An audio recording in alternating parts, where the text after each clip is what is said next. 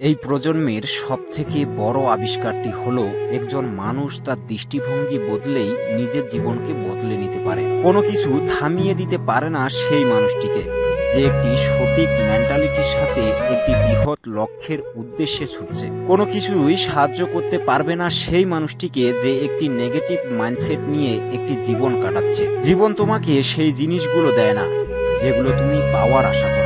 জীবন তোমার সামনে সেই জিনিসগুলোই এনে দেয় যেগুলো পাওয়ার জন্য তুমি প্রচেষ্টা করো। যেটা তুমি করতে সক্ষম সেটা হলো তোমার ক্ষমতা।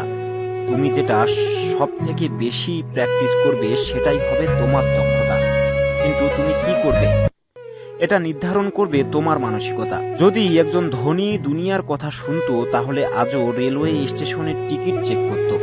দুনিয়ার কথাতে নিজের উদ্দেশ্যটিকে কখনো বদলিও না ভাই, কারণ তোমাকে একমাত্র তুমিই জানো, দুনিয়া না। তুমিই তোমাকে ভালো করে চেনো, দুনিয়া কিন্তু তোমাকে চেনে না। যদি তোমার স্বপ্নটিকে নিয়ে কেউ হাসাহাসি করে, তোমার পিছনে তোমাকে নিয়ে তারা সমালোচনা করে, তাহলে করতে দাও, কারণ এটাই তো সেই লোক। এগুলোই সেই লোক যারা তোমাকে কোনো কিছু করার জন্য বুকে আগুন জ্বালিয়ে দেবে। কারো কথায় কিছু মনে না করে তোমার উদ্দেশ্য ঠিক রেখে তোমাকে এগিয়ে যেতে হবে।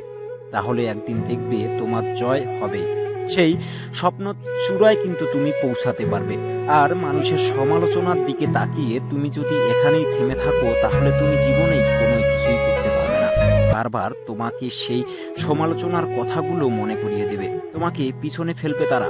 অতএব এখনো সময় আছে, আজকে না হয় কাল এই কথাটা বাদ দিয়ে পরিশ্রমে লেগে যাও। নিজের লক্ষ্য ঠিক রেখে সামনের দিকে এগিয়ে যাও, তাহলে সেই স্বপ্ন চূড়ায় তুমি পৌঁছাতে পারবে।